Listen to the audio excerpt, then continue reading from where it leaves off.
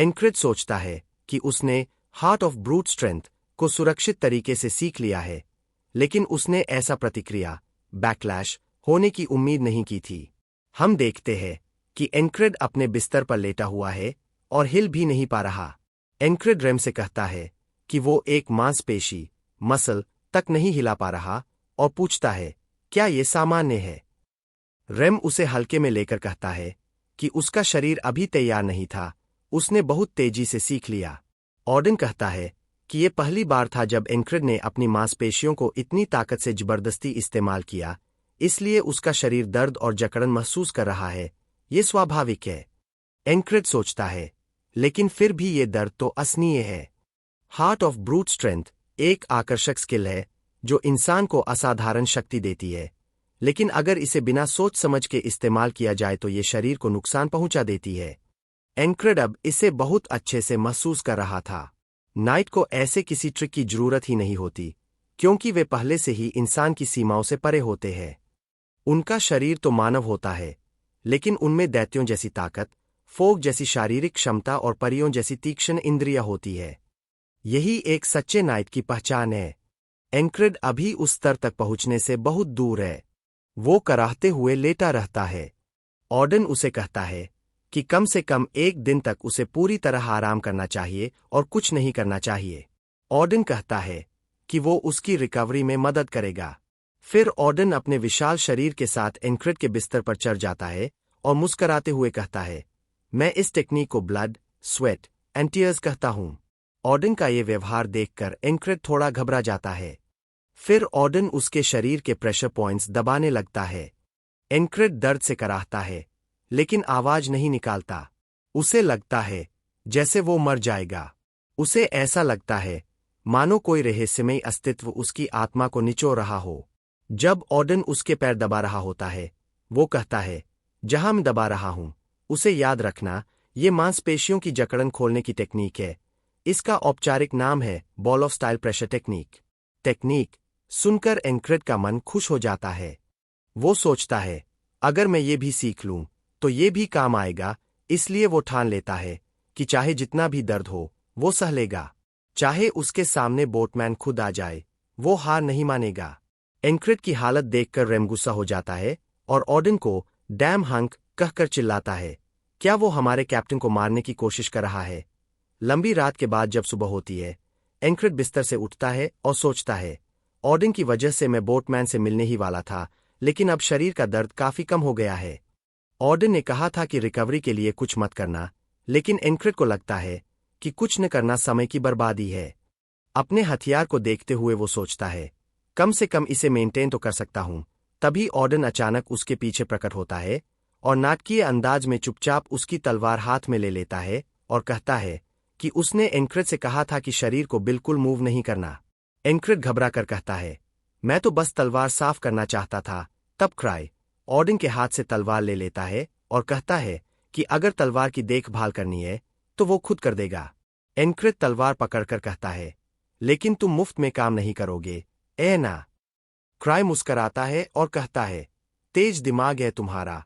हाँ, कीमत है 20 कॉपर्स। एनक्रेड तलवार अपनी ओर खींचते हुए कहता है, 10 कॉपर्स। क्राई तलवार अपनी ओर खींचता है और काउंटर ऑफर देता है, 18 कॉपर्स। ये सुनकर एनक्रेड कहता है, क्या ये अपमान है? क्राई कहता है, ठीक है, आखिरी दाम 17 कॉपर्स, इससे कम नहीं। एनक्रेड पूछता है, इतना ज्यादा क्यों? क्राई जवाब देता है, क्योंकि तुम्हारी तलवार हाई एंड टाइप की है, एक्स्ट्रा केयर के लिए यही दाम है। फिर क्राई पूछता है, क्या तुम 2 तलवारें इस्तेमाल नहीं करते? दूसरी कहा है। ये सुनकर एनक्रेड हैरान हो जाता है, फिर अपनी दूसरी तलवार भी दे देता है। क्राई दोनों तलवारें लेकर बाहर चला जाता है, उन्हें साफ करने के लिए। एनक्रेड सोचता है, मैंने तो बस कैजुअली कहा था कि मैं डुअल सोर्ड्स यूज करूंगा, लेकिन सबने इसे इतनी आसानी से मान भी लिया। उसे लगता है कम से कम किसी को तो रोकना चाहिए था। यहां तक कि प्रसिद्ध फाइटर्स भी डुअल स्वॉर्ड स्टाइल शायद ही अपनाते हैं, क्योंकि ये बहुत कठिन और खतरनाक होता है।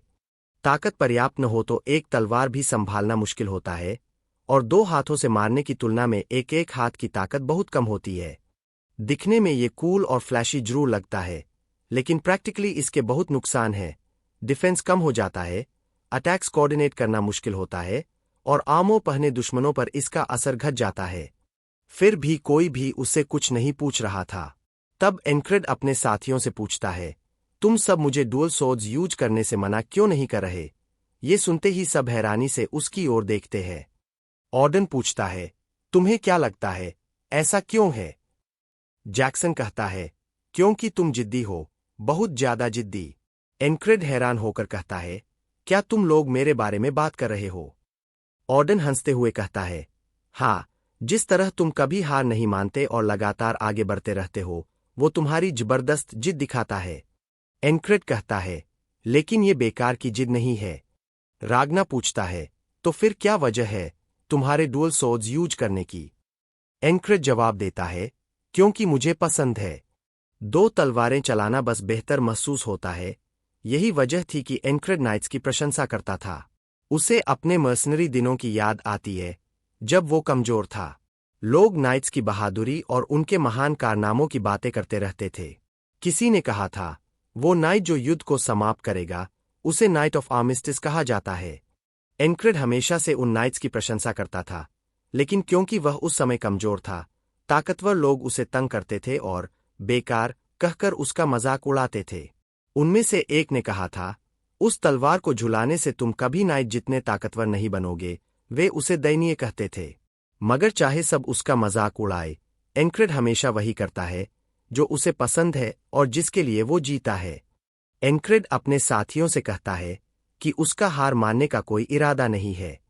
चाहे नाइट बनना हो या दो तलवारें चलाना सीखना, वो अपने लक्ष्य तक पहुंचने के लिए सब करेगा। एनक्रेड की बात सुनकर रेम सोचता है कि वो बाकियों से अलग है। रेम के पास तो सब कुछ था, लेकिन उसने खुद ही सब छोड़ दिया। जबकि एनक्रेड के पास सिर्फ एक तलवार है, फिर भी वो बिना डगमगाए आगे बढ़ता जा रहा है। रेम हल्की हंसी के साथ सांस छोड़ते हुए कहता है, शायद इसी वजह से मुझे ये कप्तान पसंद है।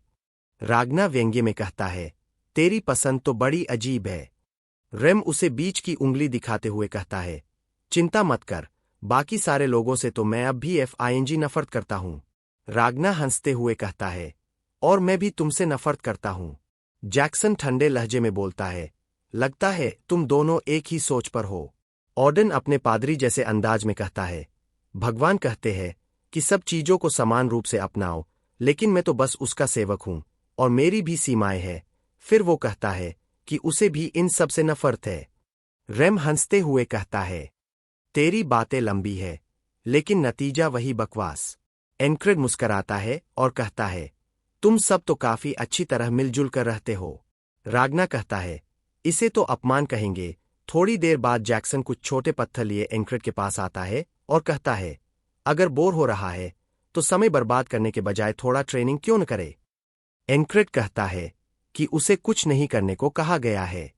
जैक्सन जवाब देता है, तुम्हें कुछ नहीं करना, बस आंखें चलानी है। वो बताता है कि ये सेंस ऑफ इवेजन नाम की ट्रेनिंग है, जिसे वो एनक्रेड को सिखाने वाला था। नई टेक्निक सीखने की चाह से एनक्रेड की आंखों में चमक आ जाती है। दूसरी तरफ क्राई बाहर एनक्रेड की तलवारें साफ कर रहा होता है। एक तलवार को चमकदार बनाकर वो कहता है, अब तो नई जैसी लग रही है। तभी उसे सैनिकों की बातें सुनाई देती है। मुख्य युद्ध अभी तक खत्म नहीं हुआ, दुश्मन पीछे नहीं हट रहे। कोई कहता है, मार्कस और हमारी बटालियन की सप्लाई राउट्स में गड़बड़ है। एक नई दुश्मन इकाई पीछे के कैंप में दिखाई दी है। क्राई सोचता है कि हालात ठीक नहीं लग रहे, उन्हें और जानकारी इकट्ठा करनी पड़ेगी। फिर दृश्य बदलता है। एक अंधेरे कमरे में कोई रहस्यमयी आदमी कुछ लिख रहा होता है। दूसरी तरफ जैक्सन एनक्रेड को बताता है कि इवेजन का मतलब है अपनी आंखों से देखना और तुरंत बच निकलना। इस ट्रेनिंग का मकसद है प्रतिक्रिया, रिएक्शन की गति को चरम सीमा तक पहुंचाना। लेकिन उससे पहले चाहिए डायनामिक विजन। जैक्सन कहता है कि वो अक्षरों वाले पत्थर फेंकेगा और एनक्रेड को उन्हें पढ़कर जवाब देना होगा। एनक्रेड पूरी एकाग्रता से देखने लगता है। जैक्सन पहला पत्थर फेंकता है, लेकिन एनक्रेड प्रतिक्रिया ही नहीं कर पाता। पत्थर निकल जाने के बाद ही वो समझ पाता है। जैक्सन कहता है, फिर से कोशिश करते हैं। वो दूसरा पत्थर फेंकता है और पूछता है, क्या लिखा था? इसी तरह दोपहर बीत जाती है। फिर जैक्सन एक और पत्थर फेंककर कहता है, ध्यान लगाओ, पास से देखो, लेकिन एनक्रिड फिर भी अक्षर नहीं देख पाता। शाम हो जाती है। रात में ऑर्डन फिर से मसाज टेक्निक करता है। एनक्रिड दर्द से कराहता है। ऑर्डन अंगूठा दिखाकर कहता है, बहुत सुधार हुआ है, अब तुम हिलने डुलने लायक हो गए हो। एनक्रिड पूछता है, सच में? तभी एक पत्थर उसके पास से निकलता है और जैक्सन पूछता है, क्या लिखा था? एनक्रिड चिढ़कर पूछता है, क्या तुमने जानबूझकर तब तक इंतजार किया जब मैं आराम में था? जैक्सन कहता है, युद्ध भूमि पर कोई दया नहीं करता, अगला दिन शुरू होता है। इस बार जैक्सन झाड़ियों में छिपकर पत्थर फेंकता है। एनक्रिड तुरंत ध्यान लगाता है और इस बार अक्षर देख लेता है। पत्थर उसके सामने गिरता है। जैसे ही वो जैक्सन को बताने वाला होता है कि उसने क्या देखा, एक सैनिक चिल्लाता है, एम्बुश! हमला हुआ है, सबको इकट्ठा होने के लिए कहा जाता है। जैक्सन फिर भी पूछता है, पत्थर पर क्या लिखा था? एनक्रिड हैरान होकर पूछता है, अभी भी वही पूछ रहे हो? जैक्सन मुस्कराकर कहता है, वो मी लिखा था ना। आखिरकार 40 मी वाले पत्थरों के बाद तुमने सही देखा। फिर कहता है, अब मैं दूसरा अक्षर बनाऊंगा। एनक्रिड कहता है, ये तारीफ है या ताना?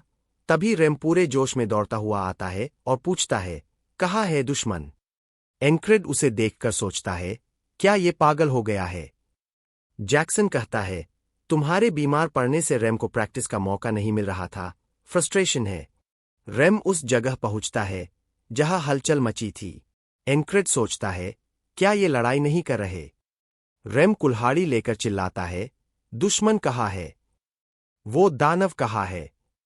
एंड्रू एक सैनिक से पूछता है, क्या हुआ? सैनिक कहता है, दुश्मन ने बस तीर चलाए और भाग गया। कोई कहता है, बॉर्डर गार्ड्स पकड़ लेंगे। रेम कहता है, नहीं पकड़ पाएंगे। वो तीर उठाकर कहता है, देखो इसका शाफ्ट लंबा है और फेदर्स पीछे तक फैले हैं। ये एक विशेष बो से चला है जो बहुत दूर तक मारता है। रेम कहता है, मैंने उस आदमी को पहले देखा है, हॉक्स क्लॉ। एनक्रिड मजाक में कहता है, हॉक के तो पंजे नहीं होते। रेम उलझकर कहता है, तो फिर हॉक था या फोंग? एनक्रिड कहता है, मुझे ठीक से याद नहीं। रेम झल्लाकर कहता है, तेरी याददाश्त भी खराब है। एनक्रिड सोचता है, रेम के लिए वो घटना कुछ महीने पहले की थी, लेकिन उसके लिए तो सालों पहले की लगती है। रेम याद दिलाता है, जब तू फ्रॉग से पिटकर अस्पताल में था, तब बैटलफील्ड में वही तीर चलाने वाला आदमी उधम मचा रहा था। एनक्रिड को याद आता है कि एक सैनिक बेले तब मरने वाला था, लेकिन उसने उसे बचा लिया था। एनक्रिड कहता है, हाँ, वो हॉक ही था। बाद में सब टेंट में लौटते हैं। रागना पूछता है, रेड हुआ था? एनक्रिड पलटकर कहता है, दिन में तू क्या कर रहा था जो पता ही नहीं चला? फिर रागना का चेहरा देखकर कहता है, देखो जरा, ये तो इतना सोया कि चेहरा चमकने लगा। रागना कहता है, वैसे मैं एनक्रिड की डुअल सोर्ड्स के बारे में सोच रहा था।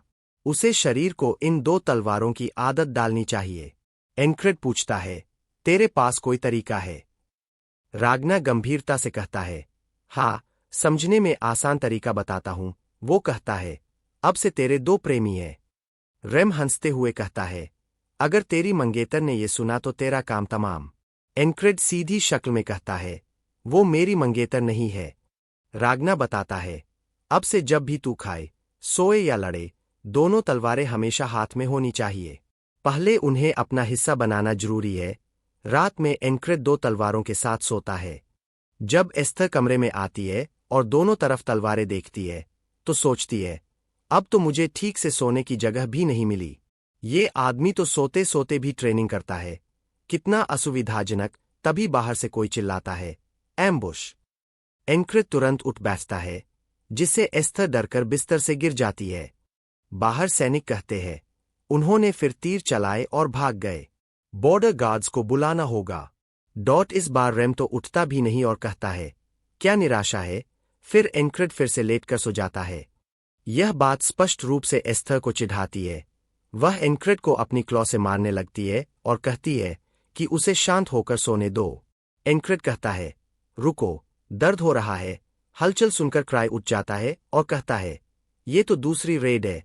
फिर जैक्सन के साथ अनवरत ट्रेनिंग की वह खत्म होने वाली दोहराव शुरू हो जाती है और बीच बीच में हॉक्स टैलन के तीर एनक्रिड के कैंप पर बरसते रहते हैं।